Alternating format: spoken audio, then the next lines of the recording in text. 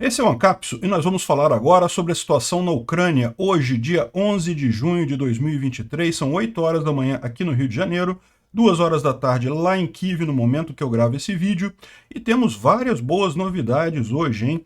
A primeira delas é da nossa vaquinha. Vocês sabem, ontem eu liberei o Pix para quem quiser fazer contribuição em Pix diretamente. E também fizemos ontem uma venda de badges que eu trouxe lá da Ucrânia, né? Então conseguimos arrecadar um montante muito bom com essa operação. Hoje, domingo, o Pix ainda está valendo. Quem puder contribuir usando o Pix, é só ver aqui, eu vou botar em algum lugar aqui da tela o QR Code do Pix e tem também a chave aleatória do Pix aqui na descrição desse vídeo, né? Olha só, eu ainda não contabilizei tudo, tá? Ainda tem que fechar essa conta direitinho. Na segunda-feira eu vou pegar esse dinheiro todo, vou converter em bitcoins e botar lá na nossa vaquinha. Então, isso aqui vai para quase 400%. Vai para quase 400%. É a minha expectativa. Ainda não fiz as contas, vou fazer as contas direitinho na segunda-feira e mandar para cá. Mas vai dar para comprar mais carro e mais equipamento. A gente já está vendo lá o que o pessoal precisa mais. Provavelmente vai vir drone, visão noturna, que é uma coisa que eles estão precisando muito lá.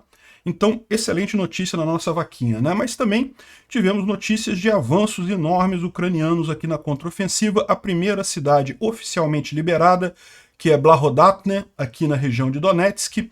Essa foto aqui é da prefeitura lá, de um prédio lá em Blahodatne. Um vilarejo pequeno, está totalmente destruído pela guerra, infelizmente, mas agora liberado pelos ucranianos, né? E tem muito mais coisa do que isso, tá? Isso daí foi só o que já foi oficialmente comunicado pelo exército ucraniano.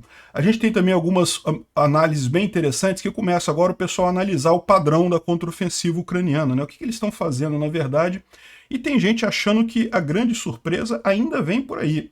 O que a gente está vendo agora ainda é a preparação da grande contraofensiva, né? Vamos falar sobre isso. Tem uma outra coisa importante também. Em Kherson, a água baixou mais 1 metro. Então, ótimo, está baixando a água devagarzinho, né? Mas está baixando a água ali. E uma coisa impressionante é como é que está esse reservatório aqui no norte, aqui, onde era o reservatório da barragem de Nova Kakhovka. Ele está secando e está secando muito rápido, e a impressão que dá, pelo menos para quem é leigo, é que não vai ser difícil atravessar ali não, hein? Pode ser que isso daqui abra todo um conjunto de linha de frente aqui, ó, entre a região aqui de Kamiansk, né, que é essa cidadezinha aqui, ó, Kamiansk até Nova Kakhovka. Isso aqui abra toda uma linha de frente nova que não existia ainda. Como é que isso vai desenrolar na guerra é uma questão aí que é importante de ver, né? Não vai ser agora, como vocês sabem, o reservatório ainda está esvaziando, ainda tem muita lama no fundo, mas pelo visto é muito arenoso a região. Então não vai ser assim tanta lama, rapidamente vai secar aquilo ali e vai dar para passar aqui. Como é que isso vai ser aproveitado estrategicamente, a gente não sabe, né? Além disso, a gente tem informação que talvez estejam começando algumas ações ofensivas ucranianas aqui na região de Kupiansk e Svatov, hein? Olha só, se realmente foi isso, vai ser mais um golpe que os ucranianos dão nos russos, bem pesado, porque foi mais ou menos o que eles fizeram na época de Kherson e Kharkiv, né? Vocês lembram? Os ucranianos começaram a avançar aqui em Kherson, né? Os russos mandaram todas as tropas para cá para segurar a ofensiva ucraniana em Kherson. Aí eles fizeram um grande ataque aqui em Kharkiv e liberaram toda essa área de Kharkiv aqui no norte. Então, será que eles vão fazer a mesma coisa agora? Estão fazendo maior pressão aqui em Zaporizhia e coisa e tal. E talvez façam um grande ataque deles no final aqui em Luhansk, retomando essa área aqui, né? É uma possibilidade. O exército russo decidiu que todos os voluntários que estão lutando na guerra vão precisar ser inscritos no exército russo. Ou seja, aparentemente, no dia 1º de junho, o Putin começa o plano de acabar com todos os PMCs, todos esses grupos paramilitares, inclusive o grupo Wagner, vão virar parte do exército russo, né? A verdade é que eles estão corrigindo um problema aí, mas estão criando um outro problema. Por quê? O grupo Wagner, ele atua mais do que aqui na Ucrânia, ele atua também na África, em vários outros lugares. E lá na África ele usa justamente o fato de não ser ligado à Rússia para poder atuar em vários países ali sem ser uma força estrangeira na região. Ele se tornando uma força estrangeira, se tornando parte do exército russo, como é que vai ficar isso, né? É um grande dilema. Parece que realmente o exército russo está preocupado com Prigozhin e resolveu absorver o grupo Wagner. Vamos falar sobre esses e outros assuntos em detalhes. Essas notícias foram sugeridas por Dr. Felipe Alves, ANCAP em Estocolmo e várias outras pessoas. Obrigado aí ao pessoal que sugeriu a notícia. Obrigado a você que está assistindo o nosso vídeo. Se você gosta do nosso conteúdo, por favor, deixe o seu like e se inscreva aqui no canal, né? Pois bem, vamos começar então falando um pouquinho da vaquinha. Olha só, aqui já está 190%, ou seja, já estamos praticamente complementando o segundo carro, mas como eu falei para vocês, esse final de semana eu liberei o Pix, para quem quiser fazer depósito em Pix, e também ontem a gente fez a nossa live de venda de badges, né? Então acabamos vendendo vários badges aqui, o pessoal contribuiu com muitas outras coisas também, e no final das contas, somando todo esse valor, vai dar um valor considerável, tá? Só na live foram R$ 9.300 que a gente arrecadou, e de Pix ao longo do dia já está dando alguma coisa em torno de R$ 40 mil, só no dia de ontem, né? Eu conto com a contribuição de vocês hoje. Se você já doou, muito obrigado aí a quem apoiou a campanha. Se você não doou ainda, não deixe de doar por Pix, ou então aqui usando Bitcoin e Lightning Network nessa campanha, né? E para unificar tudo, para não ficar uma parte em real, uma parte em Bitcoin, coisa e tal, o que eu vou fazer? Nessa segunda-feira, eu vou fazer a contabilidade de tudo que foi doado, tanto da live quanto direto via Pix, e eu vou fazer um aporte de Bitcoin, que eu vou comprar tudo em Bitcoin e vou botar aqui nessa vaquinha. Isso daqui deve ir para uns 400, quase 400%, é a minha expectativa. Ou seja, a gente começou essa vaquinha esperando arrecadar $5 mil para comprar um carro, já compramos o primeiro carro, já estamos com o segundo garantido e vamos comprar mais coisa lá, vamos ver mais coisa que eles estão precisando lá. Vamos chegar em quase $20 mil aqui arrecadados, né? Vamos ver, eu vou fazer a conta ainda, não tem o valor certo não. De qualquer forma, muito importante, ontem, sábado e hoje, domingo, vão ser os únicos dias que é possível fazer a doação via Pix, tá? Porque eu não posso ficar fazendo essa doação via Pix, é muito complicado para mim fazer a contabilidade dessa coisa toda. Então eu vou fazer só esses 2 dias, a campanha vai continuar arrecadando, mas em Bitcoin, aqui na Telecoin, via Lightning ou via Bitcoin, tá? Então ela vai continuar aqui até o final do mês de junho, mas em Pix só hoje, a oportunidade é hoje. Amanhã eu vou invalidar essa chave de Pix, então você não vai conseguir fazer mais Pix, né? Então, de qualquer forma, muito obrigado a quem doou, e se você puder doar, não deixe de fazer essa ajuda, né? Bom, falando sobre a situação lá na Ucrânia, teve mais um ataque de drones, a gente não tem a informação de quantos drones foram disparados, mas 6 foram derrubados, principalmente na região de Kharkiv, ao longo da noite lá na Ucrânia, né? Não teve nenhum grande dano, mas sempre tem alguma coisa, né? Infelizmente. Bom, continua o trabalho de resgate de animais e pessoas ali na região de Kherson. Esse trabalho ainda vai durar muito tempo, como eu falei, as águas já estão baixando, já baixaram 1 metro anteontem, baixaram mais 1 metro hoje. Estão baixando, mas ainda vai levar muito tempo até voltar ao nível normal da água, ainda tem muita gente presa, sem comida, e à medida que o tempo vai passando, essas pessoas que estão presas sem água, sem comida, a situação delas fica mais complicada, né? Porque não tem água, não tem comida, então o resgate fica ainda mais crítico, né? O pessoal mais idoso, animais, enfim. Outra coisa que a gente teve a informação é que parece que realmente a ideia russa era essa, né? Porque eles alagaram tudo aqui, sabendo que agora os ucranianos não podem fazer o avanço aqui por Kherson.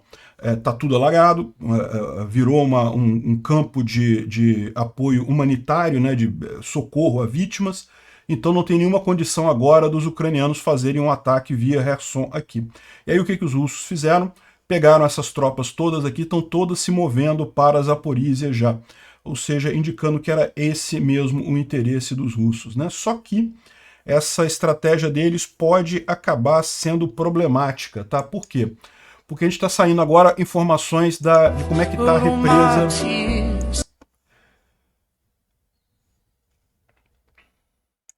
Porque a gente está vendo agora as imagens de como fica a empresa. Isso aqui é antes, tá? Isso aqui era como era o reservatório nessa região aqui, eu imagino que em algum lugar ali em Zaporízia, dá para ver, né, um mar praticamente, você nem vê a outra margem, né? Agora olha como é que tá já essa região ali próxima a Zaporízia, né?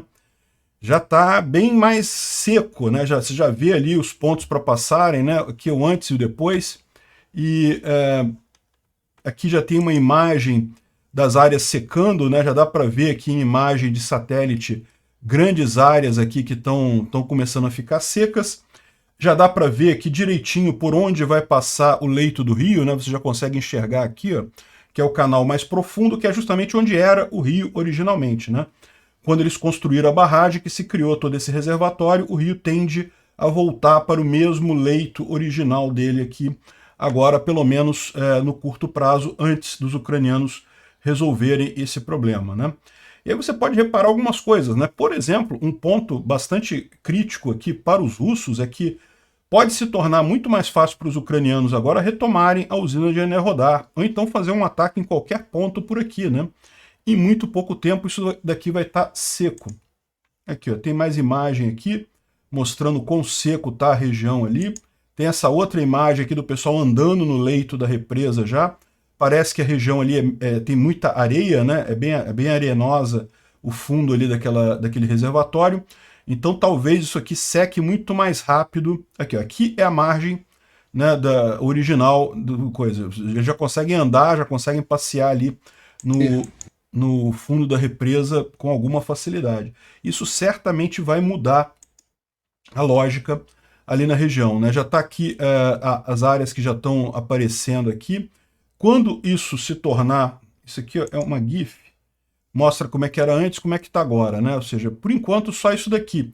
Mas dá para ver que o aumento é significativo. Vai abrir uma outra linha aqui, vai abrir uma linha de frente que não existia, né, nesse ponto. E aí como é que vai ser o aproveitamento disso daí? É uma questão realmente para os dois lados, né? Lógico, os ucranianos têm que tomar cuidado também. Os russos também podem usar isso para atacar outros lugares. Então é uma questão que vai ser bastante vista aí nas próximas semanas. Bom, teve um acidente de trem em Belgorod, um trem descarrilhou, 15 vagões e a locomotiva foram destruídos. Segundo dizem as autoridades russas, não tinha nada sendo transportado, estava tudo vazio. A gente não sabe se é verdade, mas não se sabe também se foi acidente, se foi alguma ação intencional, mas aí um grande acidente ali em Belgorod, existe a chance de ter sido um ataque ucraniano, isso daí, né? Muitos ataques também, Tokmak e Melitopol. Olha aqui, só dá para ouvir o barulho, tá?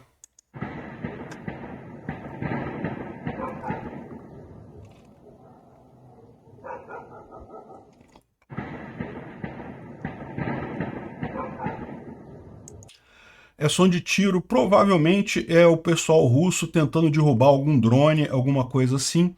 É o mais provável ali em Melitopol, mas está tendo alguma coisa lá, né? Está acontecendo alguma confusão ali. Saíram as imagens daquele ataque que os ucranianos fizeram ontem, né, na península de Arabat. Essa península aqui, ó.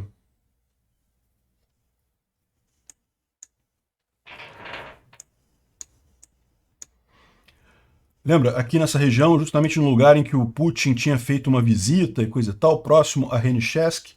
Então, eles fizeram aqui, a gente já tem aqui a imagem da destruição causada. Realmente, o que tinha ali foi totalmente destruído. Se tinha tropas russas ali, olha só, totalmente destruído. As tropas russas certamente perderam o local onde elas ficam e muitas devem ter sido atingidas nisso daí, né?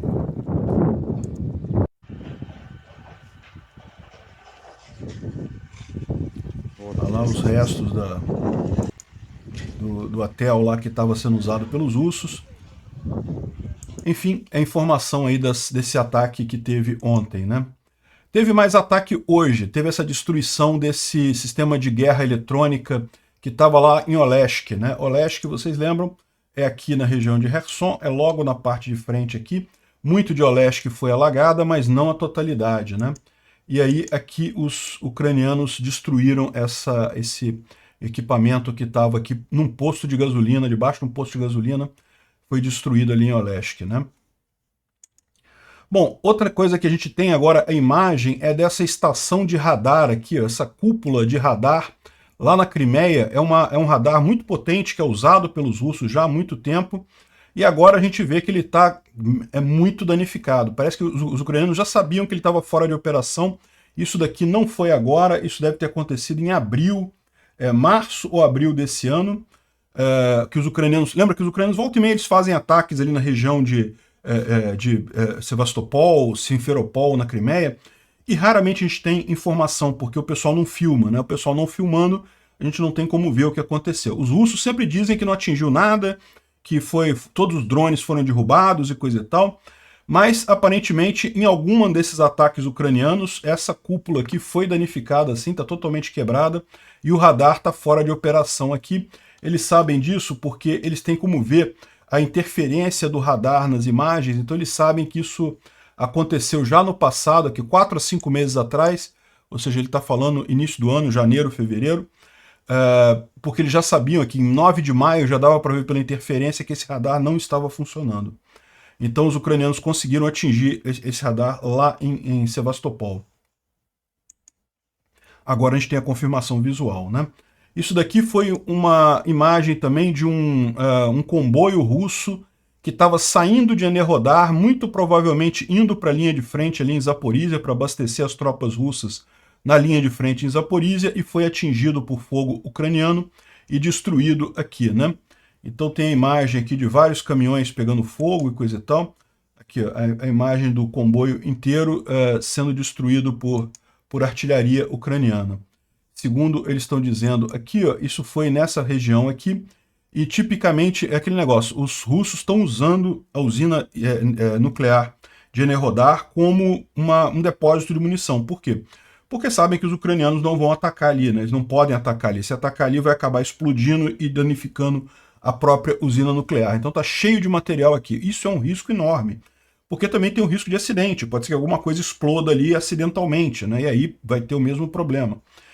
Enfim, esse comboio saiu aqui de Enerhodar, muito provavelmente estava indo em direção a alguma linha de frente para fazer apoio das tropas russas e acabou sendo destruído aqui no meio do caminho.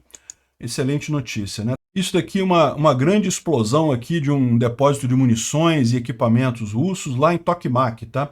Aqui está escrito Tauyan, provavelmente foi o corretor ortográfico do cara que corrigiu errado aqui, né? Mas dá para ver aqui uma destruição bem grande aqui feita ali na região de Tokmak. Tokmak é a grande batalha que os ucranianos vão ter nessa contraofensiva, tá? Não tenha dúvida, os ucranianos estão avançando aqui nessas cidades aqui da frente, mas isso daqui ainda não é o ponto. Vai ser em Tokmak que a coisa realmente vai ficar complicada. E por outro lado, se os ucranianos passarem por Tokmak, depois a coisa fica bem mais simples, né? A grande batalha vai ser essa batalha de Tokmak, que os ucranianos já estão preparando a situação ali. Bakhmut também teve uma grande explosão lá, os ucranianos conseguiram atingir alguma coisa muito explosiva ali na região de Bakhmut.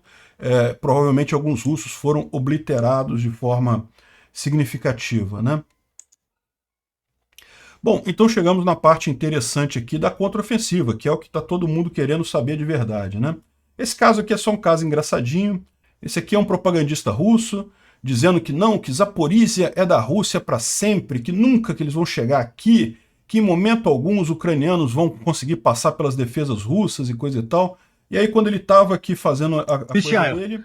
Не пролезут, как хуй, блядь! Блядь! Сука! Сука, самый неподходящий. No momento que ele estava falando que não, que é tudo russo, que os ucranianos não vão chegar aqui, o cara me recebe um míssil na cara, né? Mas o mais interessante foi isso daqui, ó. Isso daqui é Blahodatne. Blahodatne é nessa região aqui, ó. Já está aqui a bandeirinha de área liberada. Então, Blahodatne sendo liberada aqui, isso significa que Storojev já está liberada também. Nekushne também já está liberada. Lembra que havia briga nessas regiões todas aqui alguns dias atrás. E segundo eles estão dizendo, na verdade, essa liberação aconteceu já alguns dias atrás, tá? Então, só foi liberado agora porque o exército ucraniano ele toma muito cuidado na hora de liberar essas imagens. Justamente por quê? Porque a visão deles é que quando eles acabaram de entrar num lugar, né, num lugarejo, isso não quer dizer que eles já estejam firmemente em controle daquilo ali. Pode ser que os russos ainda façam contra-ataque ou que tenha terroristas, pessoal do serviço secreto, né, dentro do lugar. Então eles têm que primeiro limpar o lugar todo, garantir que ele está sob controle para então anunciar que foi tomado, né? Então isso daqui eles anunciaram agora, mostraram aqui a foto da prefeitura lá do lugarejo. É uma cidade pequena, tá? Não é uma cidade grande. Mas o importante dela é que vê que ela está bem na linha de avanço que os ucranianos pretendem fazer aqui, né?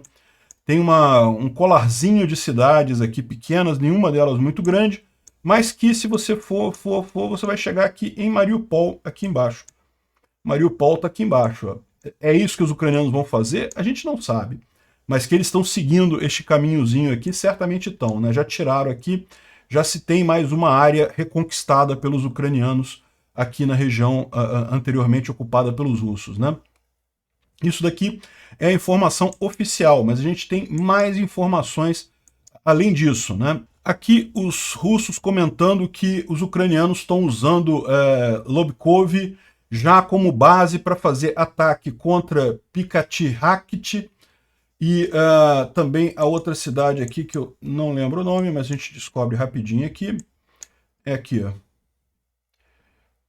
Piatki e Jerebianki. São essas duas cidadezinhas aqui. Isso aqui estava tudo na mão dos russos, inclusive essa parte sul aqui de Kamiansk. Kamiansk ainda tá, a parte sul ainda está na mão dos russos, mas Lobkov os ucranianos liberaram e agora já estão atacando aqui, né? O que o cara está falando aqui é que os russos controlam a parte alta, realmente essas duas cidades são a parte mais alta, mas que agora Lobkov pode ser dada como controle ucraniano, né? Ou seja, os ucranianos já estão usando a cidade como base deles, né? E veja, os ucranianos ainda não marcaram como sendo liberado isso daí, ainda vai aparecer mais para frente a liberação disso daí, né?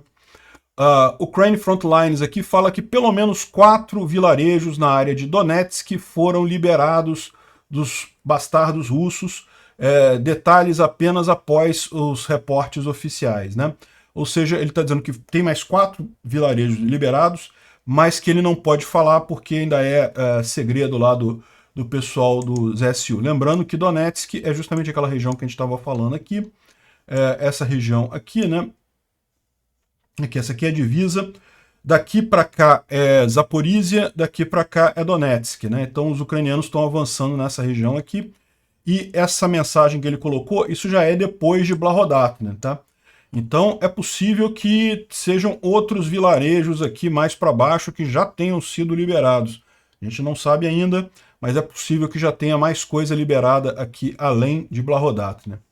Aqui outra pessoa falando a mesma coisa, eu não vou dizer mais do que isso, mas cidade após cidade está sendo liberada pelo exército ucraniano ali na região, né? Eles botam a imagem aqui de Blahodatne, isso aqui é a liberação de Blahodatne, mas o que ele está falando é que está sendo cidade após cidade ali naquela região, ou seja, indicando que o avanço está sendo grande ali, né? O Max23 está trazendo aqui a informação de que teve um aumento muito grande da artilharia em toda a linha de frente. Toda a linha de frente mesmo, inclusive Svatov, né? Artilharia ucraniana, né? Aqui nesse mapa eles só mostram as movimentações dos russos em termos de ataque. Então você só vê o bombardeio russo aqui na linha de frente, mas os ucranianos também estão bombardeando muita coisa em toda a linha de frente e a gente vai ver mais adiante que inclusive aqui na região de Svatov, o que pode dar uma dica interessante nisso daí, né? Aqui o Defmon também fala aqui, ó, não confirmado, mas tem uma imagem, um áudio que está circulando dizendo que em Novodonetsk, pessoal, esse foi os melhores dias de sucesso em toda a guerra, muitas notícias boas, os nossos rapazes tiveram assaltos com muito sucesso em toda a sua vida e conseguiram quebrar tudo, mataram muitos russos, pegaram muitos troféus, e nós temos apenas 3 soldados levemente feridos. Os russos estão fugindo e nós estamos pegando os equipamentos e as armas deles, ou seja, realmente um avanço muito grande. Isso aqui a gente não sabe onde é que é, eles não estão falando onde é que é, justamente para manter o segredo, mas tudo indica que é nessa região aqui de Donetsk, né, onde os ucranianos liberaram Blahodatne, né, ou seja, tem muito mais coisa aqui sendo feita nessa região. Novodonetsk, né? Ele estava falando Novodonetsk aqui, ou seja, é nessa região por aqui. Agora, o Tendar, ele atualizou o mapa dele aqui com a informação de Blahodatne, ele está botando também Novodonetsk na mão dos ucranianos também, Então dá para ver que aqui também os ucranianos avançaram um bocado de coisa aqui, né? Uma área bem grande aqui com o avanço ucraniano. Evidentemente que esses vilarejos aqui, se tiverem ainda russos aqui, eles não têm condição nenhuma de manter nessa região, né? Vão acabar tendo que recuar. Em outros mapas já aparece isso daqui como sendo como recuo, né? Os russos já teriam recuado daqui. O Raibar, que é um propagandista russo, né, um blogger militar russo, ele traz aqui algumas informações sobre como é que estaria a região. É lógico que a gente tem que tomar cuidado, porque ele é russo, né, ele não está tá falando isso daqui, pode estar enganando de propósito as pessoas, mas olha só como é que ele está colocando essa situação, né? Ele coloca aqui que o pessoal já tomou as cidades aqui em cima, né, Novoselivka, até Blahodatne e coisa e tal. Agora teria luta em Makarova e também aqui ó, em Staromayorsk e aqui em Novodonetsk. Né? Novodonetsk está aqui, os ucranianos teriam aberto uma cunha bem grande aqui, e se a gente olhar aqui no mapa, olha só, o que ele está dizendo? Ele está falando que Staromayorsk aqui já está sendo atacada, ou seja, os ucranianos abriram um espaço aqui grande e estão atacando aqui embaixo. Então, evidentemente que toda essa coisa que está para cima aqui ó, vai ficar insustentável em muito pouco tempo, né? Eles estão avançando aqui por essa região, que é justamente a região mais alta que tem aqui. Aqui, ó, nesse mapa aqui de elevação, dá para a gente ver aqui é Velika Novosilka. Então, aqui é Novodonetsk, tá vendo? Aqui. Então, ou seja, os ucranianos entraram justamente nessa região aqui, mais alta aqui, e com isso conseguem atingir esse lado de cá. Staromayorsk está aqui, ó, que eles já estão atingindo, já estão atacando. Enfim, e certamente estão atacando o lado de cá também, tá? O outro alvo deles era justamente essa região elevada do outro lado. Repara que aqui é muito mais importante a região entre cidades, que é mais elevada, do que as cidades em si. As cidades em si, elas ficam em uma região mais baixa, então é muito desvantajoso você ter a cidade, porque você não consegue defender ela. É o que os russos estão percebendo, né? Os russos estão aqui entrincheirados na cidade, no que eles perdem a região mais alta aqui, eles automaticamente têm que abandonar as cidades. Então, isso é o que está dizendo aqui o Raibar, né? Então, isso aqui é uma informação deles. Segundo eles aqui, ó, isso aqui já foi liberado, né? Blahodatne, inclusive, mas o resto todo aqui embaixo, também todas essas outras cidadezinhas também aqui estão ameaçadas, né? E também aqui, ó, e todas as cidadezinhas aqui também no flanco leste, né? No lado leste aqui de Velika Novosilka. Enfim, essa área toda aqui, embora ele esteja marcando aqui como domínio russo, é uma área que está em disputa já há algum tempo, tá? Se você olhar nesse mapa aqui, ela está clara aqui, não porque os ucranianos dominam essa área, mas porque ela é uma área cinza. Os russos também não dominam essa área aqui, né? Eles vão só até Rivnopil, aqui segundo esse outro mapa. Enfim, parece que a contraofensiva está avançando bastante nessa área aqui. Boa notícia, boa novidade. A gente não tem a confirmação oficial ainda, mas as indicações são boas. Além disso, lá perto de Lobkov, como a gente viu ali mais cedo, também teve o avanço aqui em Lobkov. E essa daqui é aquela outra área que a gente mencionou ontem, de 17 km por 5 km de avanço, que era essa área aqui também que foi avançada pelos ucranianos aqui nesse outro fronte, né? Aqui está Robotny, né, que é outro ponto aqui importante de avanço. Agora, o Mike Martin ele traz uma informação interessante aqui, justamente sobre esses avanços ucranianos em vários lugares. Se você reparar, tem uma parte da linha de frente que não foi mexida ainda. Até Bakhmut, os ucranianos tentaram avançar, estão avançando aqui em Donetsk, estão avançando em Zaporizhia, mas aqui em Svatov, por que está parado aqui, né? E daí, segundo alguns telegrams russos, eles estão dizendo que tem um movimento ucraniano no fronte de Kharkiv, né? A gente não tem informação ainda específica, né? Aqui, alguma coisa está claramente acontecendo. Eu vou avisar vocês de forma adiantada. Em Kupiansk, o equipamento militar é muito barulhento, o que está sendo colocado em lugares secretos. A campanha ali está planejada para mover em direção a Svatov e possivelmente em direção a Dvoroshenaya.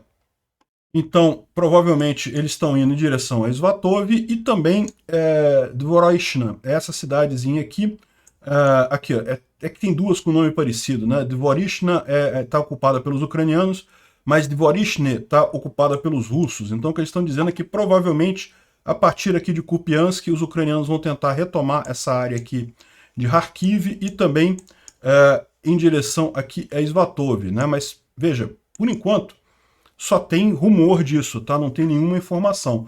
Ele fala para o pessoal lá se manter lá, não deixar os ucranianos avançar, o futuro da Rússia depende de você e coisa e tal. E, pois só que eles estão vendo que está complicada a coisa, né? Aqui, ó, em Kupiansk, as forças armadas ucranianas começaram a se mover. Isso parece que eles vão tentar atacar nossas forças por lá, né? Aqui é outro blogger também falando isso daí. E isso faz sentido, né? Porque tem todo o precedente aqui da região de Kherson e Kharkiv, como a gente falou. Era óbvio para todo mundo que os ucranianos atacariam aqui em Kherson. Então, os russos botaram tropas ali, os ucranianos de fato começaram uma contraofensiva aqui, recapturaram várias cidades aqui. Eu lembro da gente mencionando, eles tomando aqui Visokopilia, Arkenhelsen, depois aqui também David Bridge, mais aqui para baixo. Enfim, os ucranianos começaram a fazer contraofensiva aqui mesmo. E aí os russos responderam botando todas as tropas aqui e o que os ucranianos fizeram? Atacaram do outro lado, atacaram aqui em Kharkiv e liberaram essa área inteira aqui em poucos dias, né? A gente pode estar vendo um repeteco dessa história. E depois os russos ainda perderam a região de Kherson ainda. Ou seja, provavelmente é isso que está sendo planejado, ou é uma possibilidade, e isso está sendo planejado. Era óbvio para todo mundo que os ucranianos atacariam aqui. Só que sendo óbvio para todo mundo, evidentemente os ucranianos sabem que é onde vai estar o grosso das defesas russas. Então eles estão começando o ataque aqui para confirmar para os russos que é aqui mesmo e coisa e tal, e os russos vão botar todas as defesas deles aqui, e eles podem depois fazer um grande ataque por aqui, porque, como eu falei para vocês, ainda não foi comprometida a parte central dessa contraofensiva. Os ucranianos ainda estão com um monte de reservas que eles não usaram ainda nessa contraofensiva. Pode ser perfeitamente que eles entrem aqui por cima. E lembra, é o que eu falo para vocês, é verdade que esse corredor de terra aqui é muito estratégico, é muito importante, mas tenha em mente que toda a estratégia russa, toda a logística russa aqui na região ocupada da Ucrânia passa por Luhansk e Donetsk, que são essas duas cidades aqui. Se os ucranianos conseguem vir aqui e capturar Luhansk aqui por cima, os russos vão ficar desesperados, vão perder muito da logística deles. É lógico que eles podem desviar, ainda tem como passar por aqui, entrar por outras formas aqui, mas isso já causaria um desarranjo completo para eles ali, talvez ainda mais danoso do que tomar aqui o corredor de terra. E aqui, depois de ter feito todo esse estrago, ficaria muito mais fácil tomar o corredor de terra aqui, né?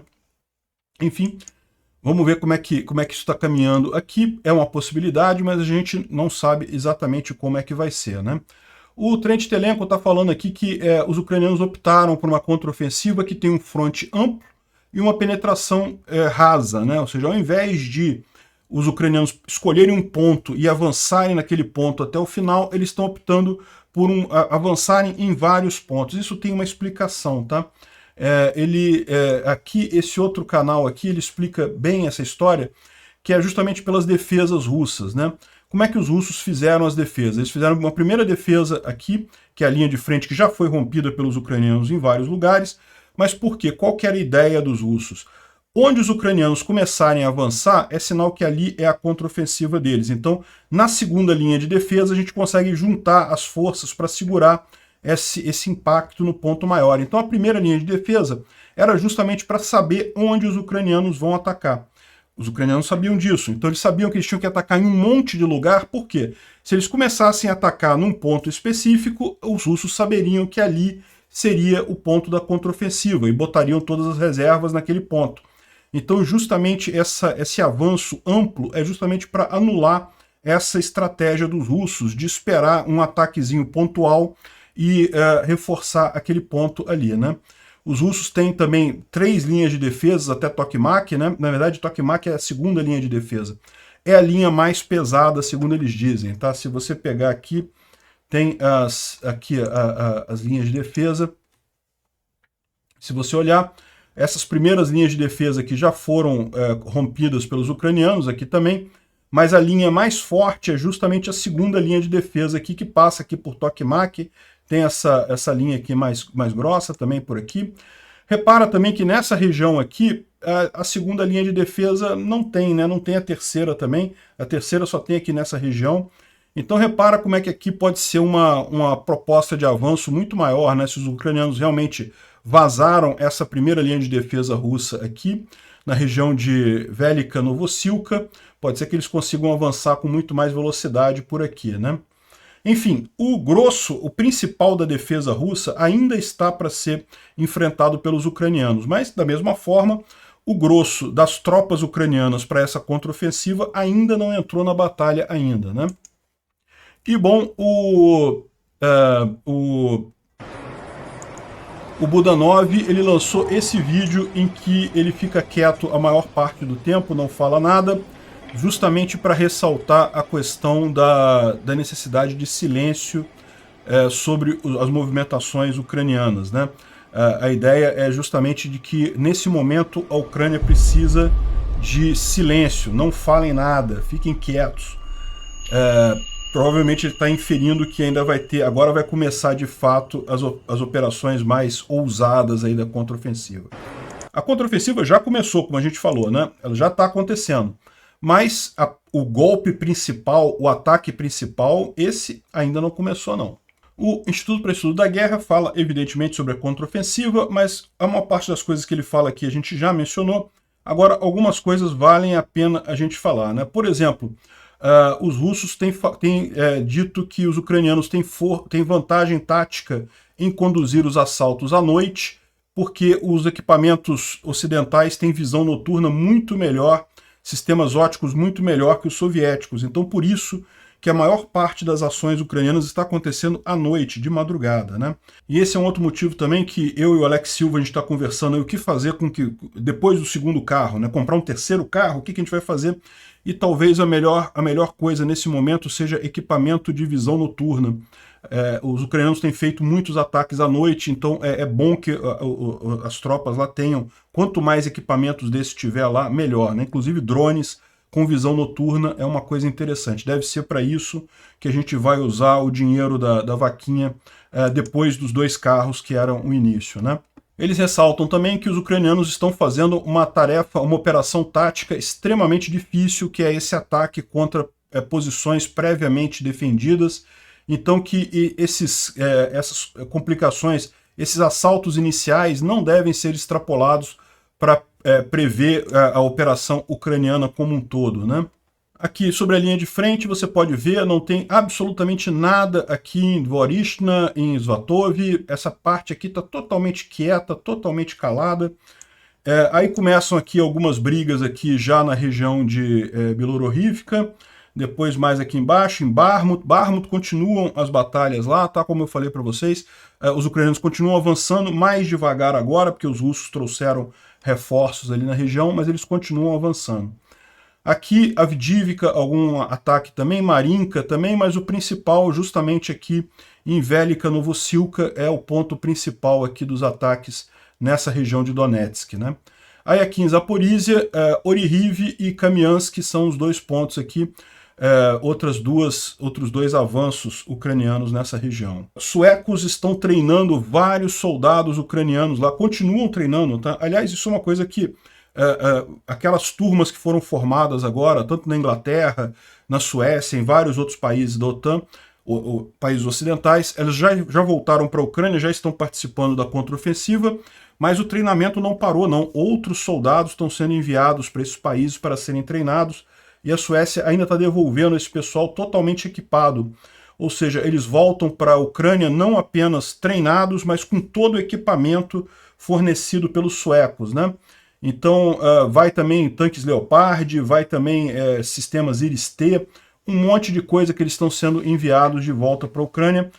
Um total de 1,6 bilhões de dólares, aí, esse processo todo de treinamento de soldados feitos lá na Suécia, né?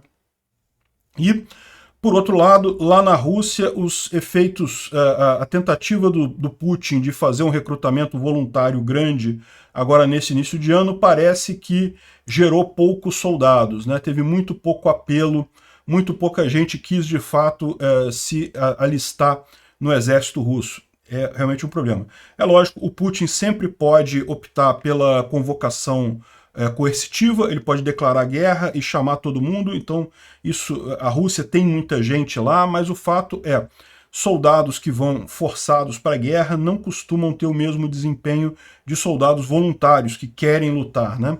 Então o fato de ter falhado essa campanha é alguma coisa preocupante lá para a Rússia. E parece que nesse sentido também uma outra reviravolta está acontecendo lá. Vocês têm acompanhado, o Prigozhin tem feito críticas duras ao Ministério da Defesa russo, ao próprio Putin. Muita gente diz que ele está querendo, na verdade, se tornar o novo presidente da Rússia, né? Se candidatar a presidente ano que vem, é uma possibilidade.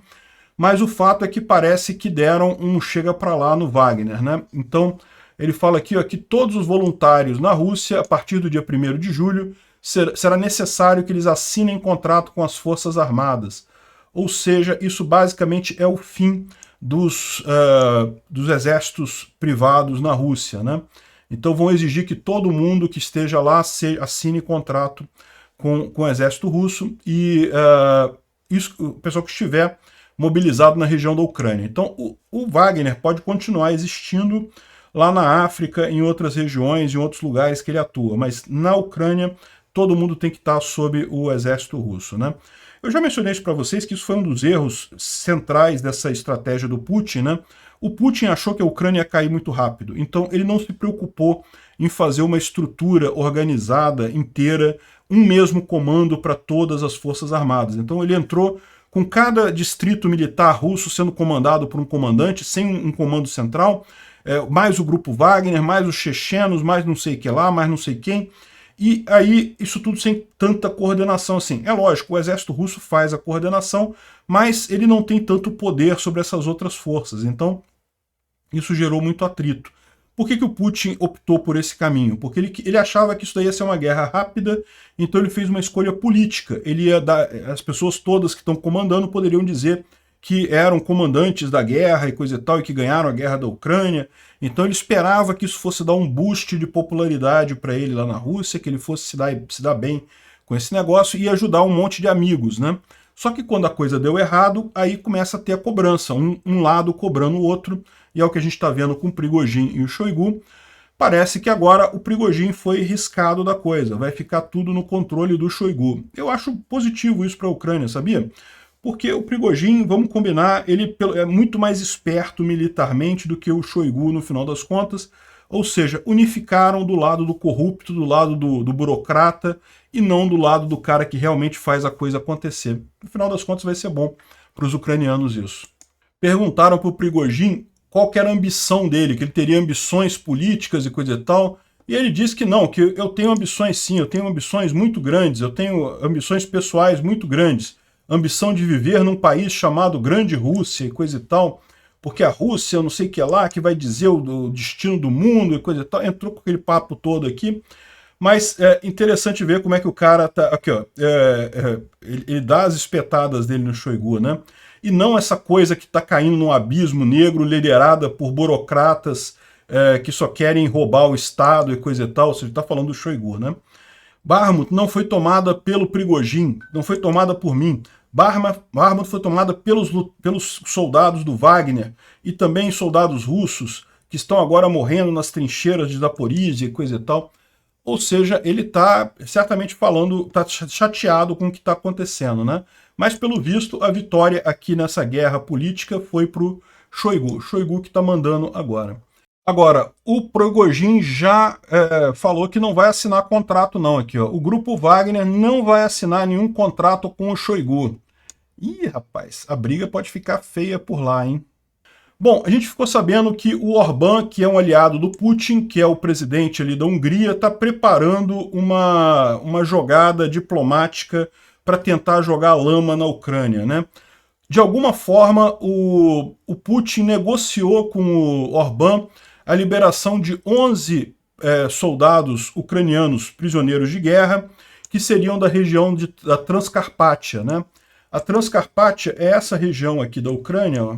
É justamente essa região aqui, porque aqui nessa área verde que vocês veem aqui, ó, são as montanhas Carpátias aqui, ó, essa região verde aqui. E essa região aqui da Ucrânia é chamada Transcarpátia, né? Ou seja, que fica do outro lado dos Carpátios, né? E essa região aqui, ela historicamente já pertenceu à Hungria, né? Então, já fez parte da Hungria no passado, né? Na verdade, tem uma confusão danada aqui. O oeste da Ucrânia todo já pertencia, já teve muitas guerras ali, muitas idas e vindas. Mas o Orbán justamente quer aproveitar esse sentimento. Ele pegou esses 11 prisioneiros de guerra ucranianos que são dessa região aqui e ele pretende fazer alguma medida, alguma coisa, algum evento. Provavelmente vai colocar esses prisioneiros para dizer que não, que o Zelensky forçou eles a ir lutar numa terra que não é deles, eles não têm nada a ver com isso, eles são uma minoria na Ucrânia que foram forçados a lutar e coisa e tal. O importante que todo mundo lembre é que eles são prisioneiros de guerra, ou seja, o que eles estão falando ali é que eles são obrigados a falar, tá? Não tem alternativa para isso, infelizmente, né? E aqui, ó, parece que a Hungria está preparando os prisioneiros de guerra para criticar publicamente a Ucrânia e vão dizer que são gratos à Igreja Russa Ortodoxa. Isso foi parte das condições para eles serem liberados pela Rússia. Então, no final das contas, é isso daí. Vocês podem se preparar que vai ter esse evento aí em algum momento aí nos próximos dias, né? Obrigado por assistir o vídeo até o final. Além de curtir, compartilhar e se inscrever no canal, considere se tornar patrocinador com valores a partir de R$ 1,99. Clique no botão Seja Membro abaixo para saber as condições e vantagens de patrocinar o canal. Mais informações sobre o nosso projeto, visite nossos sites indicados na tela.